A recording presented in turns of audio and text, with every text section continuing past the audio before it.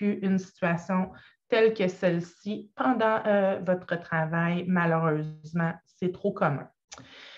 Qu'est-ce que la santé psychologique au travail? En fait, la santé psychologique au travail, ça réfère à un fonctionnement harmonieux, agréable, efficace d'une personne qui fait face avec souplesse aux situations difficiles en étant capable de retrouver son équilibre. Hein? On est tous confrontés, là, comme je mentionnais tantôt au quotidien, à des situations problématiques. On a des clientèles qui ont de grands besoins dans le réseau.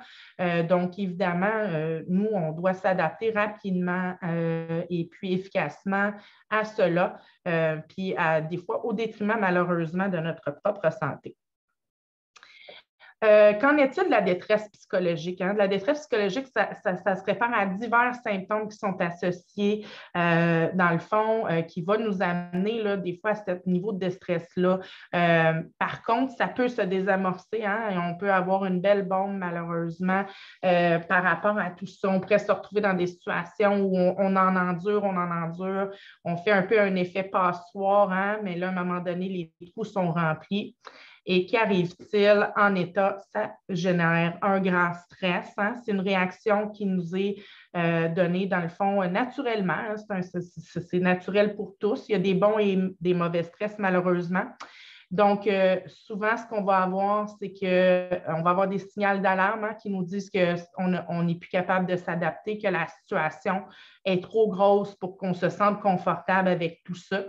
La réaction humaine, souvent dans cette situation-là, ça apporte de la résistance. Hein? On va essayer de repousser le tout pour ne pas le vivre en se disant qu'on est très bon aussi dans le domaine là, pour minimiser, hein, nos signaux. On va faire semblant que ça n'existe pas ou on va dire que, bon, on n'a pas de raison de se sentir comme ça.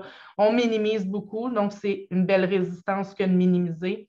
Et malheureusement, ce qui arrive souvent, ça va être la limite qu'on va atteindre, sera l'épuisement. Je passe la parole à Simon. Bonjour à tous, Simon-Alexandre Barabé. Simon, habituellement, comme on m'appelle. Je suis conseiller aux relations de travail pour le CIS de l'Outaouais, pas pour le CIS de l'Outaouais, en Outaouais pour la PTS, pardon. Donc, effectivement, si on regarde même la diapositive, il y a plusieurs sources et conséquences du stress. C'est sûr qu'en temps de COVID, particulièrement depuis les 2 dernières années, veut pas la surcharge de travail, ça fait partie inhérente, malheureusement, de la vie au travail, la faible reconnaissance ou le manque d'estime de son entourage, que ce soit des collègues, que ce soit des bénéficiaires, que ce soit de vos usagers, de vos gestionnaires également, mais c'est sûr que ça n'aide pas. C'est tout un ensemble de petits éléments, de signaux qu'on ne voit pas nécessairement, mais dont on va vous expliquer un peu pourquoi c'est important aussi de les voir venir, puis les percevoir, puis comment je dirais ça? Je dirais même s'en rappeler, puis les noter si nécessaire, les épisodes où on voit que l'impact est beaucoup plus élevé. C'est sûr que la conciliation travail, vie personnelle, le manque de participation aux décisions, surtout dans le cadre de la COVID, vous le savez comme moi, les commandes viennent assez rapidement. Malheureusement, elles viennent souvent d'en haut, puis il n'y a pas nécessairement de processus de décision qui est vraiment, je dirais, à l'horizontale, c'est vraiment à la verticale, fait que c'est sûr que ça ne l'aide pas. Être témoin d'événements aussi, c'est pas banal. Des fois, si vous voyez dans votre milieu que ce soit, puis on va arriver un peu aux éléments, je vais enchaîner à la prochaine diapo, merci.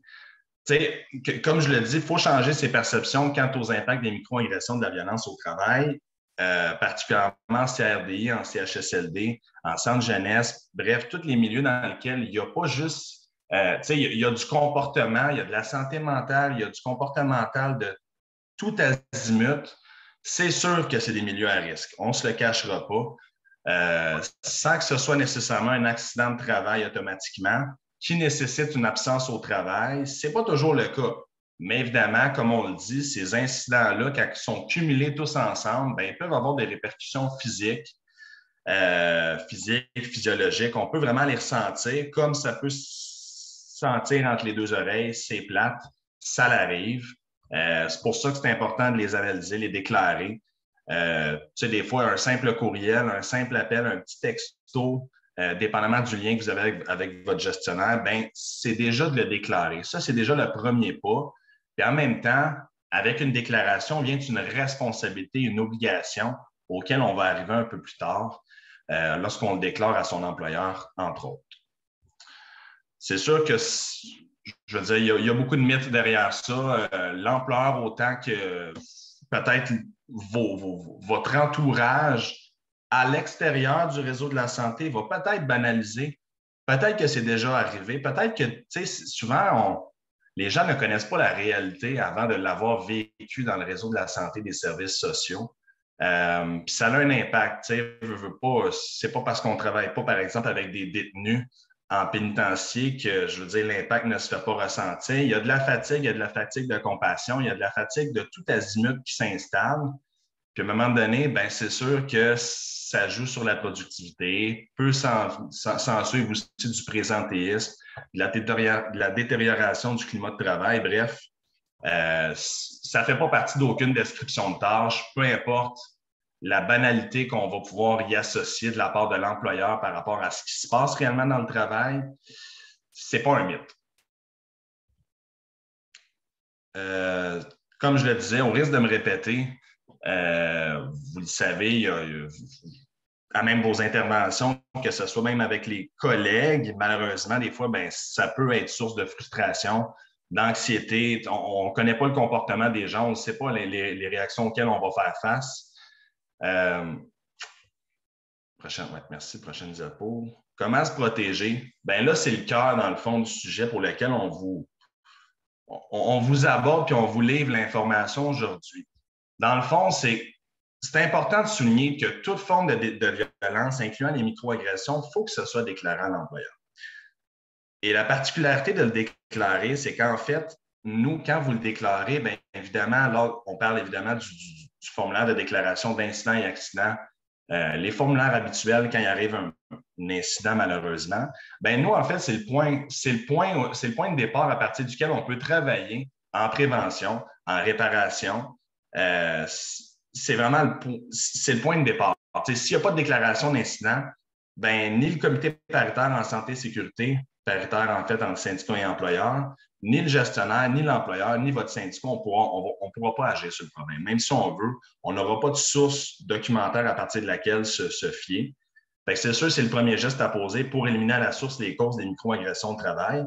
De toute façon, la loi sur la santé et sécurité, il y a des obligations de la part de nos membres. On a des obligations au niveau syndical, mais l'employeur en a davantage au niveau de la prévention, notamment, par rapport à l'identification et l'élimination des risques d'accident du travail, principalement.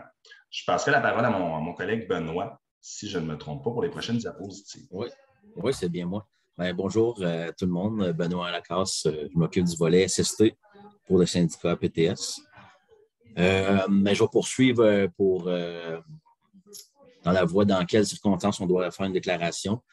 C'est avec le gestionnaire de vous fournir, ça va être le gestionnaire de vous faire une réévaluation de l'organisation du travail et l'analyse des causes des microagressions. Tout ça, c'est dans le but de mettre en place des mesures correctives et préventives pour régler les problèmes de violence au travail ou toutes sortes de situations.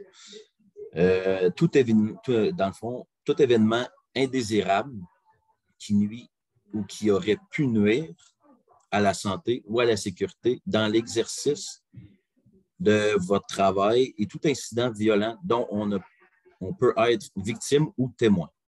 Même si ça n'entraîne pas d'absence du travail, ça doit être déclaré avec le formulaire approprié. Comment on déclare? Bien, ça se fait par le biais d'un formulaire. L'employeur doit mettre à votre disposition un formulaire afin de faire les démarches de déclaration.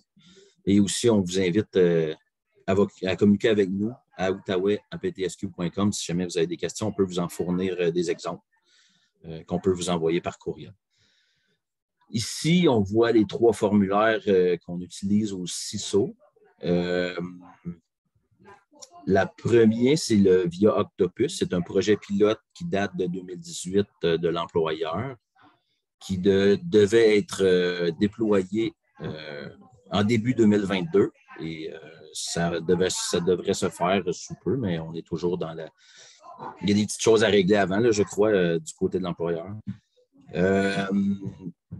Il y a aussi le formulaire ASTAS. On voit 6 pages, mais dans le fond, c'est le formulaire A, c'est la première page qu'on remplit. Il y a un formulaire B, on ne voit pas, là, c'est pour l'ASTAS, là, mais c'est l'enquête que l'employeur fait à la suite de la situation. Il y a le format Word, DJ, DPJ, en centre jeunesse et la DPJ. Ils ont un formulaire différent. On espère un jour qu'ils disparaissent pour intégrer le formulaire informatisé qu'on a vu en premier. Ici, c'est un exemple de comment remplir la déclaration ASTAS. Je sais qu'on ne voit pas très bien là, ce qu'il y a sur le côté, mais c'est pour chaque question, on a détaillé ce qui était nécessaire d'écrire. Je ne vais pas le lire parce que ça risque d'être un peu compliqué pour moi-même et pour vous, là, parce qu'on ne voit pas très bien, mais c'est quelque chose qu'on pourrait vous envoyer après. Là, on le partage parce que c'est très important de mettre tous les faits suite à une déclaration d'événement accidentel. Ensuite, la prochaine, où envoyer votre déclaration. C'est sûr que votre gestionnaire doit être avisé. Ensuite, le bureau de santé et nous, au syndicat, pour que nous puissions vous accompagner si jamais vous avez des questions, si jamais il y avait un arrêt de travail, tout ça, on peut répondre à certaines questions qui peuvent être un peu plus complexes, là. Ici, à la diapo 15, c'est le traitement d'une déclaration. C'est quoi le processus d'un traitement d'un formulaire de déclaration d'événement?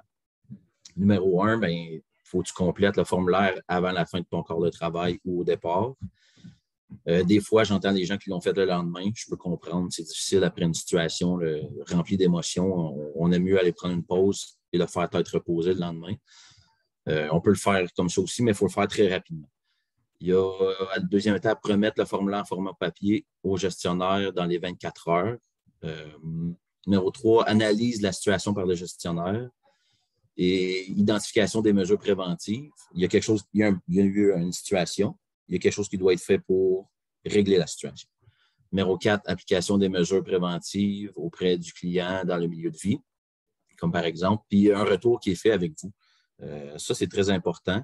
Votre gestionnaire doit faire un retour sur la situation qui s'est passée avec vous pour vous parler des solutions parce qu'en même temps, c'est vous qui faites partie de la solution et qui va faire face, qui va retourner au travail. Donc, il faut corriger ça. Et en 5e, suivi des mesures préventives par le gestionnaire, faire sûr que ça fonctionne bien ou si jamais il y a un ajustement à faire. Quand compléter un formulaire de déclaration, c'est lors d'une agression simple ou agression répétée, lors d'un événement avec ou sans blessure apparente, puis lorsqu'il y a une agression physique et ou psychologique. Ça fait pas mal de tour par rapport au traitement de déclaration. Je crois que ça va à mon collègue Simon-Alexandre pour parler des prochaines diapos. Oui, tout à fait. Pour faire du pouce sur ce que Benoît vient de vous donner comme information, mais effectivement, on va se le rappeler, l'objectif, c'est de déclarer pour se protéger.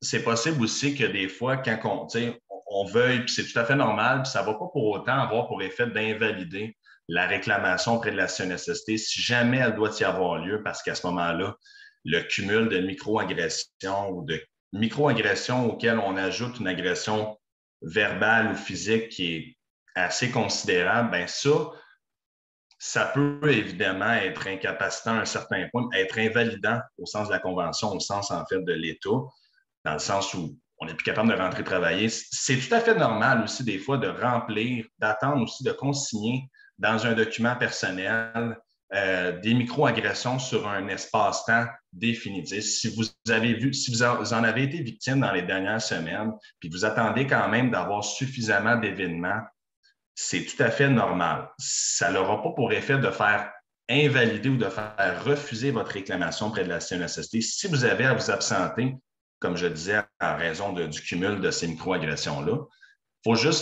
L'important, c'est juste d'avoir le maximum d'informations précises. Donc, à ce moment-là, d'avoir date, fait, heure, au meilleur de votre connaissance, de votre mémoire. On sait que la mémoire est une faculté qui oublie. Donc, c'est pour ça qu'on insiste pour que ça soit documenté de façon contemporaine. Fait que c'est sûr, si vous remplissez pas la déclaration immédiatement après votre corps de travail ou le lendemain, c'est pas plus grave.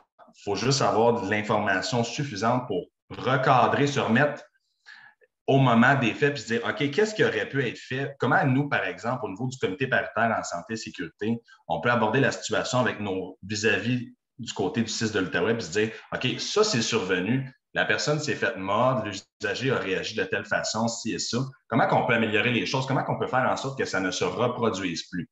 Et là, peut-être certaines me diront, ben, je pense que, Simon, tu vis dans un monde de licorne, on ne peut pas empêcher que ça ne se reproduise pas. C'est des comportements, c'est du passé que les gens traînent et c'est tout à fait normal. Mais à ce moment-là, comment on peut faire pour réduire les chances que ça se répète?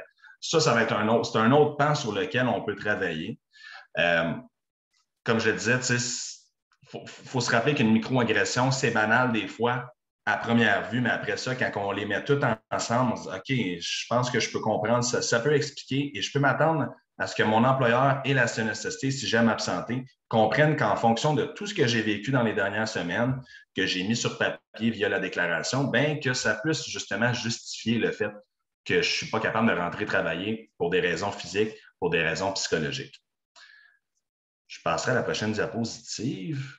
On vous cite quelques exemples d'agressions physiques et d'exemples, en fait, quelques exemples également d'agressions psychologiques acétate ainsi que les suivantes. C'est juste pour vous donner quelques aperçus de c'est quoi une microagression, c'est quoi la différence entre une microagression et une agression un peu plus dite formelle. Bien, c'est sûr que de se faire agripper les vêtements, se faire mordre, se faire postillonner dessus, se faire cracher, pardon, se faire crier, se faire hurler, se faire injurier.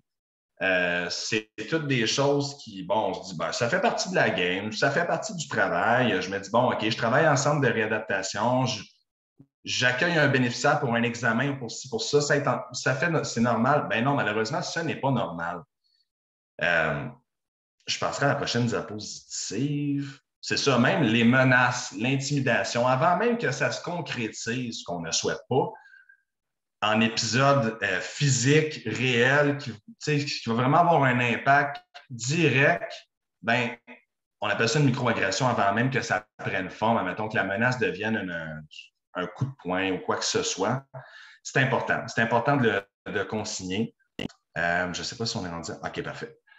T'sais, comme je le disais, se faire mordre, se faire cracher dessus, se faire griffer, se faire lacérer, se faire pincer, se faire serrer le cou, tout contact physique, une atteinte à la pudeur, faut que ça soit consigné. Il faut que ça soit consigné parce que, voyez-vous, au risque de me répéter, c'est ce qui va nous aider à vous aider, en fait, à faire accepter la réclamation auprès de la CNSST si jamais il doit y avoir absence. Donc, pour la suite, j'enchaînerai, je laisserai la parole à mes collègues pour la suite des choses. Oui, c'est à mon tour. Bonjour tout le monde, Émilie Castonguay, directrice à l'exécutif et puis avec le mandat Santé et Sécurité au travail. C'est un sujet qui nous touche particulièrement à cœur, évidemment, Benoît et moi. Écoute, ça me fait plaisir d'être ici et de vous offrir cette information-là. N'hésitez pas, suite à notre présentation, si vous avez des questions à nous relancer, ça va nous faire plaisir. Je ne suis pas en top shape, alors vous m'excuserez. Mais je vais y aller, je vais enchaîner avec la suite. La fréquence et l'intensité des microagressions ont certainement un impact sur la santé de l'employé. La santé physique peut être touchée, fatigue importante, troubles de sommeil, troubles digestifs, gastro-intestinaux, maux de tête, lombalgie, cervicalgie, hypertension, anxiété, attaque de panique. Si vous avez ce genre de symptômes-là, n'hésitez pas à consulter. La fréquence et l'intensité des microagressions ont un impact sur la santé de l'employé. On continue avec la santé psychologique. Vous pouvez devenir plus susceptible, plus irritable, plus cynique. Votre estime de soi peut en prendre un coup. Vous pouvez avoir de la méfiance envers les collègues, un manque de concentration, de l'hypervigilance, une perte d'envie de communiquer. Vous pouvez vous sentir le besoin de vous isoler. Vous pouvez avoir de la difficulté à assumer vos responsabilités. Tout ça, évidemment, ce n'est pas à la première microagression, là, on s'entend, là. C'est le cumul des microagressions et des conditions de travail qui peuvent faire en sorte que vous ressentez cet ensemble de symptômes-là. La difficulté à prendre soin de vous, de votre famille. Je retournerai à l'acétate précédente, à moins que vous ayez eu le temps de tout lire, là. Des changements significatifs dans votre comportement ou d'habitude. On l'a vu avec la pandémie, là, le stress peut amener aussi ces choses-là.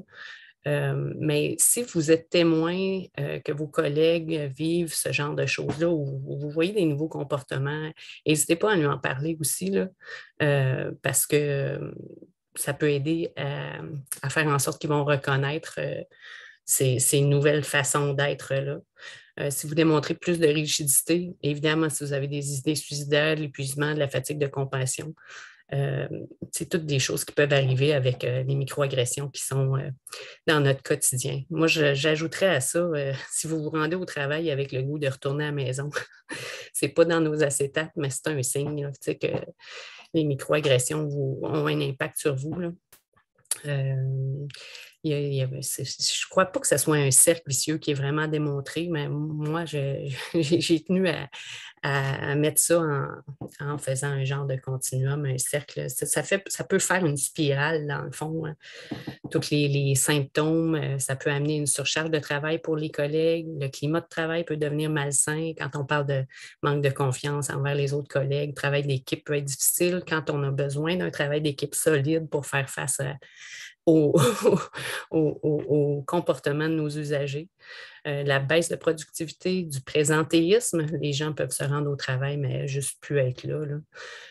Puis ça mène aussi à l'absentéisme, ce qui a un gros impact aussi sur le réseau de la santé générale. Puis en fait, l'employeur, ça peut lui coûter très cher s'il ne fait rien avec tout et s'il n'essaye pas d'améliorer les conditions de travail. J'irai à l'autre acétate.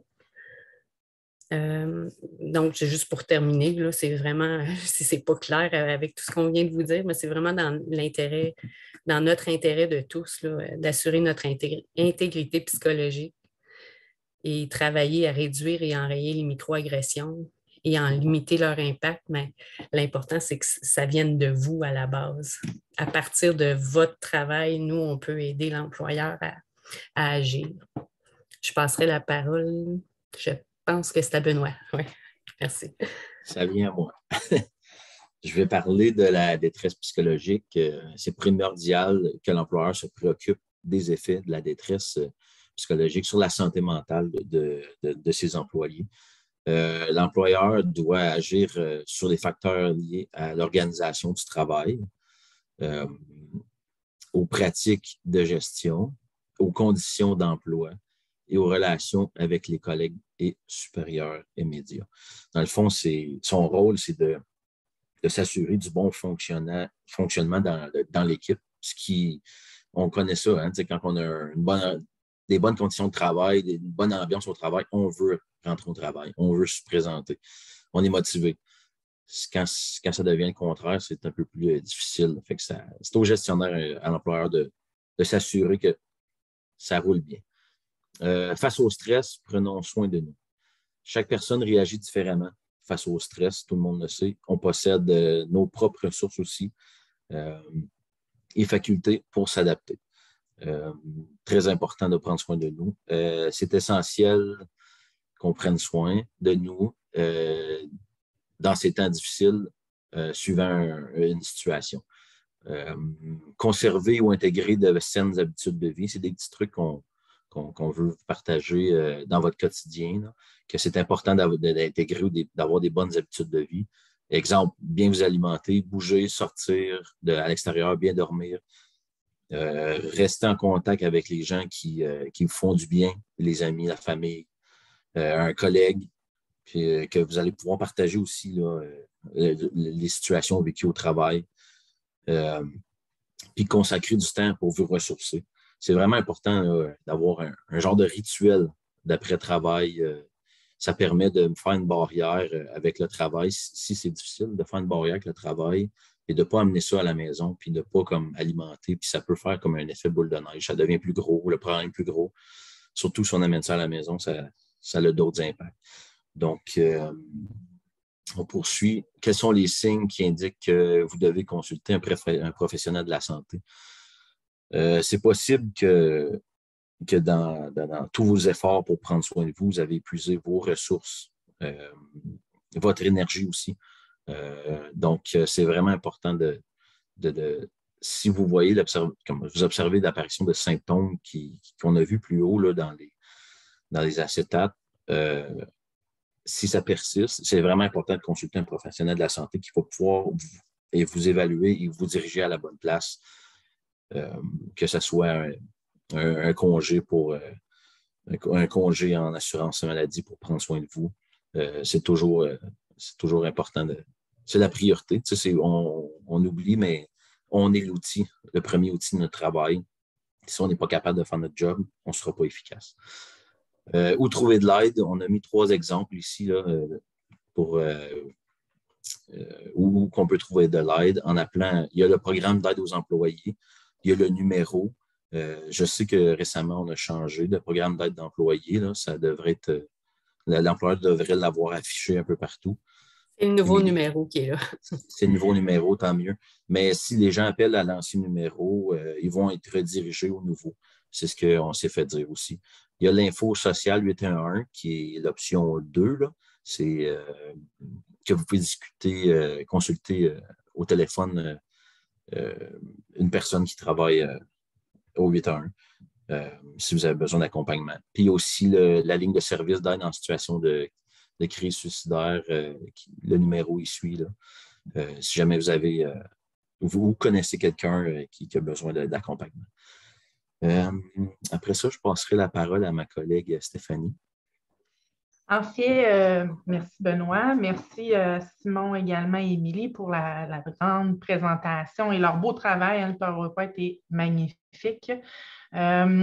D'abord, ce que je trouverais important pour finaliser le tout, là, pour bien couvrir l'ensemble, c'est pas normal. On ne devrait pas dire que ça fait partie du travail. Hein? Ah, c'est le métier qui rentre, la bonne vieille expression de l'époque, de vivre des agressions, des micro-agressions, de se faire envoyer promener, de se faire cracher dessus. C'est pas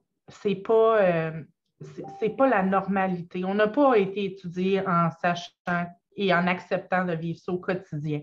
On le sait qu'on a des clientèles difficiles, on le sait que ça peut arriver. Par contre, il y a plein de solutions aussi pour éviter que ça n'arrive pas. Il y a un bout qui nous appartient de le nommer, que c'est intolérable, et il y a un grand bout qui appartient à l'employeur de faire en sorte que les services, que les conditions de travail, qu'il y ait toutes les ressources nécessaires pour éviter d'arriver là, malgré la clientèle qui est difficile. Donc, ce qui est important pour nous aujourd'hui, que vous sachiez, c'est que votre solution à vous, c'est de le déclarer. Si vous ne déclarez pas, l'employeur ne le sait pas ou fait semblant qu'il ne le sait pas, alors qu'une déclaration, ils ne peuvent pas nier les faits. C'est écrit, même si c'est un mini-geste. Pour l'avoir vécu moi-même, malheureusement, au niveau de ma profession, d'avoir enduré, d'avoir toléré, j'ai fini en CNESST suite à des menaces d'un client et j'en ai été imputée, j'en suis toujours aujourd'hui imputée de ça.